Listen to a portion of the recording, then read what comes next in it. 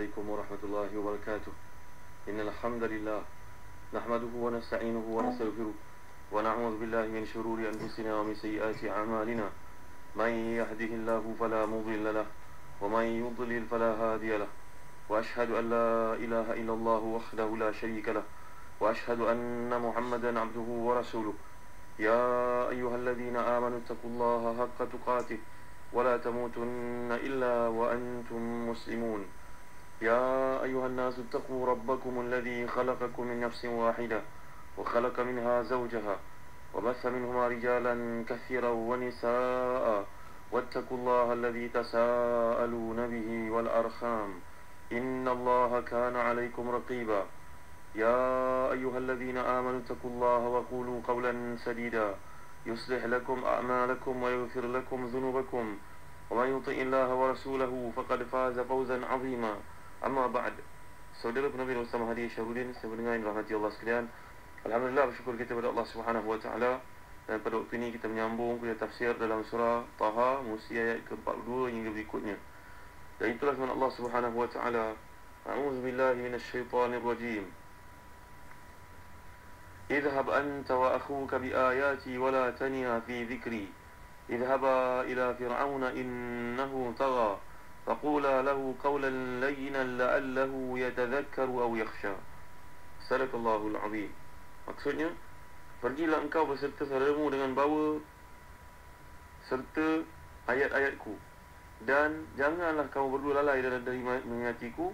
Pergilah kamu berdua kepada Fir'aun, sungguhnya dia telah melampaui batas. Maka bicaralah kamu berdua kepadanya dengan kata-kata yang lemah lembut, mudah-mudahan dia ingat ataupun takut. Tuan-tuan yang rahmati dan dikasihi Allah sekalian, dalam ayat yang sedang kita bincangkan ini masih lagi berkaitan dengan kisah Nabi Musa, khususnya menghuraikan tugasan, tanggungjawab Nabi Musa dan Harun alaihissalam kepada Fir'aun dan Bani Israel, serta huraian berkaitan dengan pelaksanaan tanggungjawab tersebut. Jadi setelah akhir ayat dalam penggal yang lalu menceritakan bahawa Nabi Musa bin Allah SWT yang ditugaskan menjadi Nabi dan Rasul, kini Allah memerintahkan baginda, wahai Musa, pergilah engkau bersama dengan Harun, dan kau mohonkan untuk menjadi pembantu itu dengan bawa ayat-ayatku, iaitu mukjizat-mukjizat yang telah engkau saksikan sendiri, sama ada yang berupa tongkat itu ataupun tanganmu yang putih bercahaya, dan bukti-bukti yang lain. Pegang teguhlah kamu kepada ketetapanku, kepada segala yang aku perintahkan kepadamu. Janganlah kamu lalai, jangan kamu jemu, jangan kamu lemah diri, jangan terlena dalam daripada mengingatiku. Pergilah kamu berdua kepada Fir'aun, penguasa yang sangat zalim itu, dengan membekalkan mukjizat-mukjizat yang telah aku anugerahkan kepadamu. Kerana sungguhnya Fir'aun itu telah pun melampaui batas. Tuan-tuan dan puan muslim-muslimat yang dirahmati dan dikasihi Allah sekalian, dahulu ketika kita membincangkan surah Syu'ara, surah Al-A'raf, ada sedikit sebanyak kita menyentuh tentang perjuangan Nabi Musa ni, yang dibawakan Allah Subhanahu wa taala dalam berbagai-bagai bentuk. Saya pendengar yang dirahmati dan dikasihi Allah sekalian, jadi nampaknya Allah SWT menyuruh Nabi Musa dan juga Nabi Harun untuk pergi bertemu dengan Fir'aun. Nanti kita akan lihat dalam surah Isra, walaqad atayna Musa 9 ayatin bayyinat. Kami telah berikan kepada Nabi Musa ni 9 mukjizat yang cukup jelas. Kata para ulama tafsir, 9 dimaksudkan ni, yang pertama adalah tongkat, yang kedua adalah tangan yang bercahaya, yang ketiga terbelahnya laut dipukul tongkatnya, yang keempat batu yang terpancar darinya 12 mata air, fanfajar minha hathnata asyrata aina, kemudian jarat iaitu belalang, dan qumal kutu, dan dhafadi' yang pernah kita bincangkan dahulu, kata, waddam darah, wa nadqul jabal fawqahum ka'annahu dhullah, dan gunung yang dinaikkan, yang diangkat ke atas Bani Israel dalam satu peristiwa. InsyaAllah kita akan bincangkan perkara ini dalam surah Al-Baqarah, juga dalam surah-surah yang lain. 9 mukjizat ini telah digunakan Allah SWT kepada Nabi Musa dan Nabi Harun, guna untuk memujuk Fir'aun agar masuk Islam, agar mengikuti syariat yang dibawakan kepadanya. Pergilah kepada Fir'aun kerana dia telah melampaui batas. Melampaui batas maksudkan sini, kata para ulama tafsir, kerana dia telah pun mengatakan dia merupakan Tuhan. Nanti ada peluang kita lihat surah Zukhruf.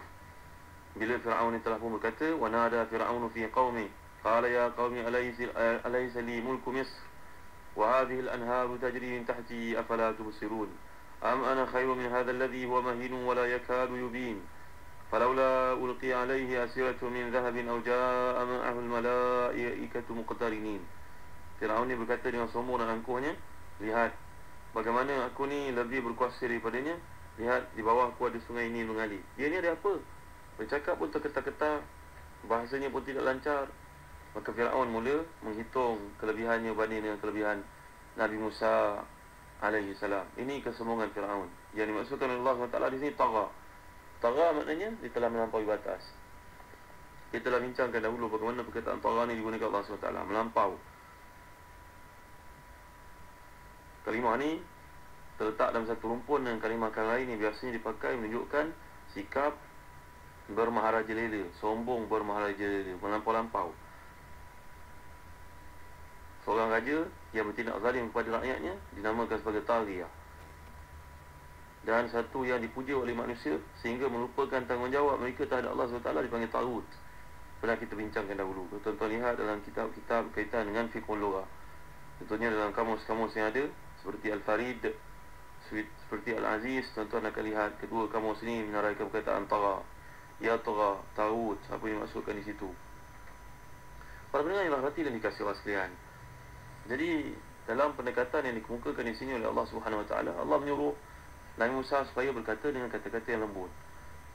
Faqula lahu qawlan layyinan la'allahu yatazakkaru aw yakhsha. Katakanlah kepadanya dengan kata-kata yang lemah lembut supaya dia ingat akan kebesaran Allah SWT dan kelemahannya sebagai makhluk, atau paling tidak pun dia akan terus merasa takut dan sedar dari sifat sombong bongkaknya sebelum itu. Yakhsha ni tuan-tuan yang dimuliakan Allah sekalian, perkataan yakhsha kalau kita perhatikan dalam kamus-kamus dari perkataan khasyah. Khasyah bermaksud rasa takut yang disertai dengan rasa, dengan perasaan, dikuasai dengan perasaan rasakan keagungan yang ditakuti itu. Jadi khasyah ni maknanya ketakutan yang disertai dengan rasa keagungan. Sebagai contohnya dalam ayat Allah Subhanahu Wa Taala, Allah gambarkan dalam surah Fatir ayat ke-28, innama yakhshallaha min ibadihi ulama. Sungguhnya hanya yang takut kepada Allah SWT adalah para ulama, adalah hamba-hambanya yang memiliki ilmu pengetahuan. Seperti Imam Ghazali, al-ulama maksudkan di sini iaitu dalam al-ulum ad-diniyah, dalam ulum syariah, dalam ilmu pengetahuan berkaitan dengan agama. Dan surah Qaf Allah menyatakan man khasyya ar-rahmana bil ghaib, man khasyya ar-rahmana bil ghaib. Itulah sebabnya para ulama luar mengatakan maksud khasyah berbeza dari khauf. Khasyah ni ketakutan yang disertai dengan rasa agungnya Allah Subhanahu Wa Taala. Dulu dalam surah Al-Kahfi kita pernah bincangkan kisah Nabi Khidir telah bunuh seorang anak kecil. Lalu ditanya oleh Nabi Musa, kenapa melakukan demikian? Jawapan Nabi Khidir, fakhshina ayurhiqahuma. Fakhshina ayurhiqahuma. Anak ni bila dia besar nanti kalau tak dibunuh, kerana perintah Allah agar dibunuh, nanti dia akan mengganggu, menyusahkan, menyebabkan ayah ibunya berkeadaan susah. Allah juga mengingatkan kita dalam surah Al-Baqarah sebagai contoh ayat ke-150, fala takhshawhum wakhshawni, fala takhshawhum wakhshawni. Jangan kamu takut kepada manusia, tapi takutlah kepada aku. Ingat Allah Subhanahu Wa Taala. Jadi itu sebab digunakan di sini la'allahu yatadhakkaru aw yakhsha, mudah-mudahan dia ingat ataupun dia rasa takut, barulah dia mengetahui keagungan kekuasaan Allah Subhanahu Wa Taala. Tuan-tuan, pendekatan dari sudut begini dalam pendidikan anak-anak pentinglah tuan-tuan. Seorang ibu sebagai contohnya perlu mengajar anak-anak bagaimana nak takut pada Allah Subhanahu Wa Taala. Pendidikan yang berkesan dengan hikmah itu harus dicorakkan dari kecil. Ibu suruh kamu tutup aurat ni bukan kerana ibu nak, kerana kita kena takut Allah Subhanahu Wa Taala, kerana Allah yang suruh perkara ni. Tuan-tuan dan hati dikasihi Allah sekalian, kalau kita lihat redaksi ayat ini ditujukan kepada dua orang Nabi yang mulia, itu Nabi Musa dan Nabi Harun. Sedangkan ayat sebelumnya perintah Allah SWT hanya ditujukan kepada Nabi Musa sahaja. Jadi ada yang menjawab bahawa perintah ni datang sesudah perintah yang lalu dan dalam situasi yang berbeza. Tapi ada juga yang berpendapat bahawa ayat ni sebenarnya hanya ditujukan kepada Nabi Musa seorang sahaja, sedang perintah-perintah dalamnya dituju kepada mereka berdua. Jadi dalam erti Nabi Musa diperintahkan untuk menyampaikan perintah Allah SWT kepada pembantunya itu, iaitu Nabi Harun alaihi wassalatu wassalam. Jadi kalau kita merhatikan lanjutan ayat yang masih ditujukan kepada dua orang Nabi yang mulia ini, agaknya pendapat pertama lebih kuat, iaitu yang mengatakan bahawa perintah ini datang pada waktu yang berbeza dengan perintah yang lalu. Ini juga dikuatkan dengan bentuk jamak yang digunakan menunjuk ayat-ayat, iaitu bukti-bukti dan mukjizat yang telah diberikan Allah SWT kepada Nabi Musa. Jadi kalau ayat ini berkaitan dengan peristiwa pertama, di mana Nabi Musa mendengar langsung firman Allah SWT, maka tentu saja kata ayat-ayat seharusnya berbentuk dua, bukannya jamak. Kerana ketika itu baru dua bukti, dua mukjizat yang dianugerahkan Allah SWT kepada Nabi Musa, iaitu tongkat dan juga tangan. Jadi para ulama menyatakan bahawa ayat ini serupa dengan ayat ke-24 dalam waktu situasi yang sama, berpendapat bahawa mereka yang mengatakan bahawa diturun situasi yang sama, mereka perlu berpendapat bahawa bentuk jamak tersebutlah isyarat tentang aneka ragam ayat yang pada waktunya akan ditampilkan oleh Nabi Musa AS. Tuan-tuan yang mulia Allah sekalian, kata yang Allah gunakan di sini, kata kerja taniya, diambil dari perkataan waniya. Waniya. Kalau peluang, kita lihat dalam kamus-kamus, sebagai contohnya kamus Al-Farid, kamus Al-Aziz dalam Mufradat Al-Fazil Quran oleh Al-Asfahani juga menjelaskan bahawa waniya bermakna melemahkan. Melemah, rasa lemah diri, rasa nak bertangguh, ataupun tidak mengambil peduli sangat.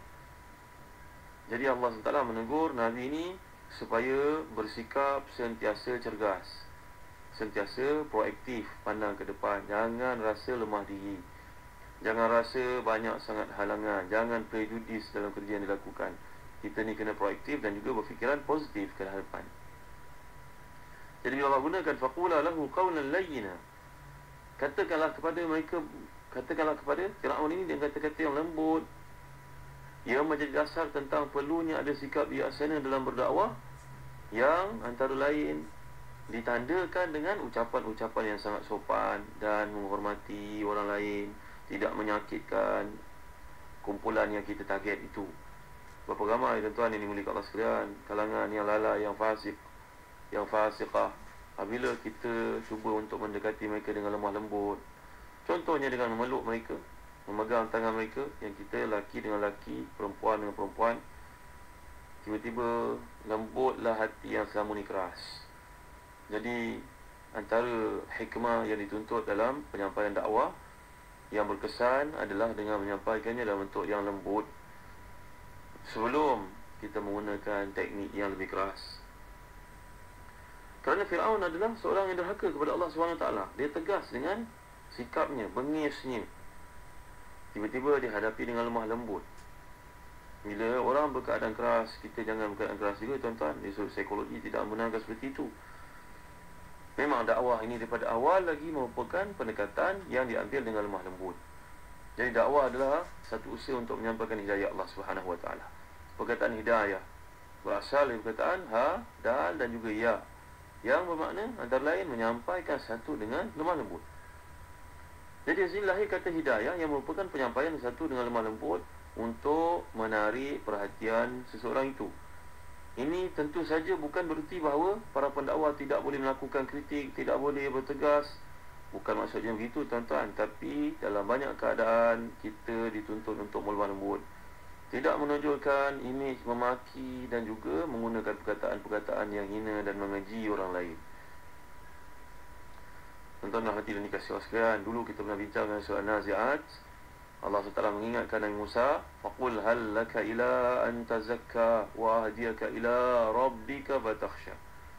Adakah keinginanmu untuk menyucikan diri? Ku ajakmu untuk menuju jalan Tuhan sehingga kau rasa takut dan kagum kepadanya. Dulu kita telah bincangkan, maknanya berulang-ulang kisah Nabi Musa dalam Al-Quran Karim. Dan baginda adalah merupakan Nabi yang paling banyak disentuh kisahnya dalam Al-Quran, untuk memotivasi kepada Nabi Muhammad SAW. Perjuangan ini memerlukan menagih daripada kita kesungguhan, perjuangan menagih kita kesusahan untuk dihadapi. InsyaAllah kita akan lanjutkan dan kuliah akan datang. Allahu a'lam wa sallallahu ala sayyidina Muhammad wa ala alihi wa sahbihi wa baraka wa sallam. Walhamdulillahi rabbil alamin. Wa barakallahu fikum. Wassalamualaikum warahmatullahi wabarakatuh.